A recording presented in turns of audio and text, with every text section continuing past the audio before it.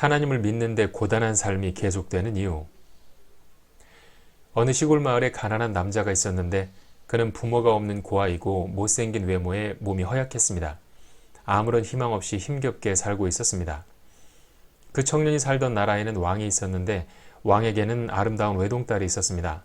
그런데 어느 날 그 공주가 청년에게 당신이 나를 진심으로 사랑한다면 당신과 결혼해서 평생 함께 살겠다라고 말했습니다. 단, 반드시 진심으로 사랑해야 한다고 했습니다. 아름다운 공주가 보잘것없는 자신에게 그런 제안을 하자 남자는 기뻐서 당신을 사랑합니다 라고 했습니다. 이 남자는 그 여자를 진심으로 사랑해서 사랑하겠다고 말했을까요? 아니면 그 여자가 가진 조건이 좋아서 사랑한다고 했을까요? 예수님을 믿으면 구원받습니다. 구원이란 우리가 사는 이 땅에서 복을 받아 편안하게 살고 죽어서는 천국에 가는 것을 말합니다. 그리고 예수님은 하나님을 진심으로 사랑해야 한다고 했습니다. 그래서 사람들은 예수님을 믿고 하나님을 사랑하겠다고 했습니다. 그럼 사람들은 하나님을 진심으로 사랑해서 예수님을 믿겠다고 하는 걸까요? 아니면 하나님이 가진 능력 때문에 믿는다고 하는 걸까요? 요한복음 6장 26절 예수께서 대답하여 가라사대 내가 진실로 진실로 너희에게 이르노니 너희가 나를 찾는 것은 표적을 본 까닭이 아니요 떡을 먹고 배부른 까닭이로다. 수많은 사람들에게 떡과 고기를 나눠준 기적을 본 사람들은 더 많은 양식을 얻기 위해 예수님을 쫓았고 예수님도 그 사실을 알고 있었습니다. 즉 예수님의 메시지가 아닌 공짜로 얻을 수 있는 양식이 목적이었습니다. 하나님을 믿는다는 거의 모든 사람들의 목적이 축복과 천국이라는 것을 하나님도 알고 있습니다. 하나님을 사랑해서가 아니라 전능하다는 신에게 복을 받아 편안히 살기 위해 교회에 갑니다. 마치 공주의 제안을 기뻐한 가난한 청년처럼 말이죠.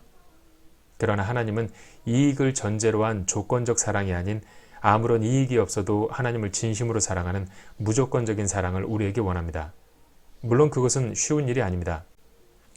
눈앞에 있는 보기에 좋은 대상도 진심으로 사랑하기가 어려운데 한 번도 본 적 없는 하나님을 진심으로 사랑한다? 그것도 영원히? 천국과 축복이 목적이어서 하나님께 왔던 사람들은 그리 아니하실지라도 하나님을 사랑하는 순전한 사람으로 변화되어야 합니다. 그러한 목적으로 쓰여진 것이 성경의 욥기입니다. 욥기 1장을 보면 하나님이 사단에게 욥은 순전하고 정직하게 하나님을 경외하는 자다라며 칭찬합니다. 그러자 사단이 반박하길 욥이 까닭 없이 하나님을 경외합니까? 하나님이 그를 축복하여 집에 소유물이 넘치니 하나님을 경외하는 것일 뿐 그 모든 소유물이 사라지면 분명 하나님을 욕할 것이라고 말했습니다. 그럼 정말 축복을 받았기 때문에 하나님을 경외하는지 알아보기 위해 하나님은 사단에게 욥의 자녀와 재산만을 마음대로 할 수 있게 허락합니다. 그리하여 도적대들이 쳐들어와 재산을 모두 약탈하고 자녀들이 모두 죽게 됩니다. 이 소식을 듣자 욥이 취했던 태도가 욥기 1장 20에서 22절에 나오는데 욥이 일어나 겉옷을 찢고 머리털을 밀고 땅에 엎드려 경배하며 가로되 내가 모태에서 적신이 나왔사온즉 또한 적신이 그리로 돌아가올지라.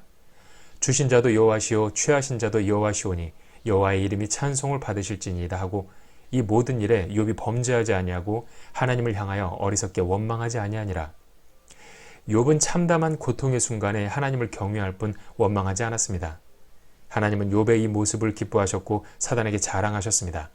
욥기 2장 3절 여호와께서 사단에게 이르시되 네가 내 종 욥을 위하여 보았느냐. 그와 같이 순전하고 정직하여 하나님을 경외하며 악에서 떠난 자가 세상에 없느니라. 네가 나를 격동하여 까닭 없이 그를 치게 하였어도 그가 오히려 자기의 순전을 굳게 지켰느니라. 그때 사단이 한 번 더 하나님을 격동시키는데 욥의 몸이 건강하니 원망하지 않는 것일 뿐 심한 병이 생기면 분명 하나님을 원망할 것이라고 말했습니다. 그래서 하나님은 한 번 더 욥을 시험하시는데 사단이 욥의 몸에 악성 피부병이 생기게 해 심한 간지러움에 돌 조각으로 하루 종일 온몸을 긁어야 했습니다. 그 모습을 본 아내마저도 차라리 하나님을 욕하고 죽어버리라며 저주합니다. 그럼에도 욥은 말하길 2장 10절에 그가 이르되 그대의 말이 어리석은 여자 중 하나의 말 같도다. 우리가 하나님께 복을 받았은즉 재앙도 받지 아니하겠느뇨 하고 이 모든 일에 욥이 입술로 범죄치 아니하니라. 욥을 위로해 줘야 할 아내마저도 악담을 퍼붓지만 욥은 하나님을 원망하지 않았습니다. 그러자 이젠 어릴 적부터 함께 자랐던 친구들이 위로해 준답시고 와서 정죄하기 시작합니다. 욥기 4장 7에서 9절 생각하여 보라. 죄 없이 망한 자가 누구인가?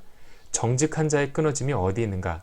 내가 보건대 악을 밭갈고 독을 뿌리는 자는 그대로 거두나니 다 하나님의 입기운에 멸망하고 그 콧김에 사라지느니라.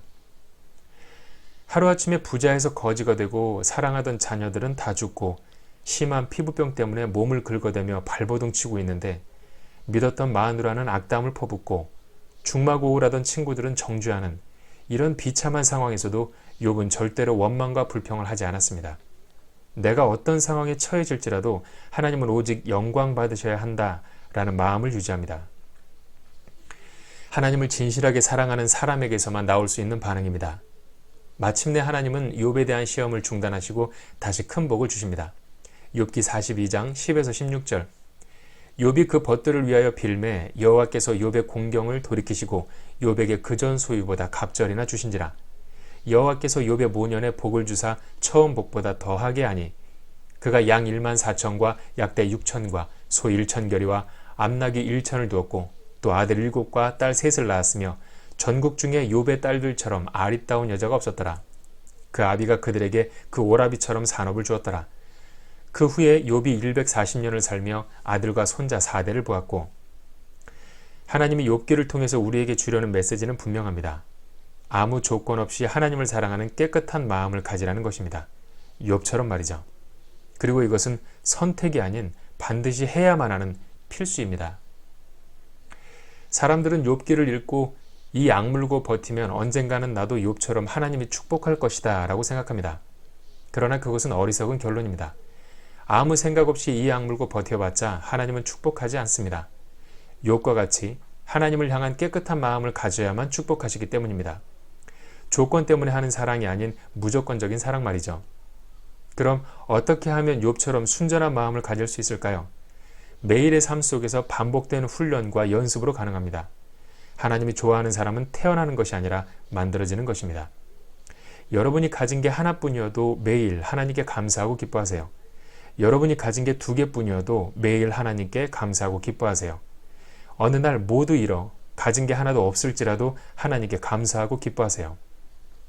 그렇게 하나님을 향한 무조건적인 감사와 기쁨을 매 순간 유지하고 살다 보면 어느덧 나는 하나님을 향한 순전한 사랑을 가진 사람이 되어지게 됩니다. 조건을 바라고 하는 사랑이 아닌 무조건적인 사랑으로 말이죠. 그러니 우리는 인생의 고단한 삶 속에서도 욥처럼 하나님을 향한 깨끗한 마음을 가진 사람으로 만들어지기 위한 과정이라는 믿음을 가지고 항상 감사와 기쁨을 유지해야 합니다. 그래서 마침내 욥과 같은 순전하고 깨끗한 마음을 가진 사람이 되어지면 하나님이 주시는 축복을 누리면서 평안하게 사는 것이고 늙어서까지도 욥과 같은 사람이 되지 못하면 고단한 삶이 계속되는 것입니다. 이것이 바로 예수님을 믿음에도 삶이 고단한 이유입니다. 아무쪼록 여러분도 하루빨리 욥과 같은 순전한 사람이 되어 하나님이 주시는 넘치는 축복 속에 평안한 삶을 살길 바랍니다.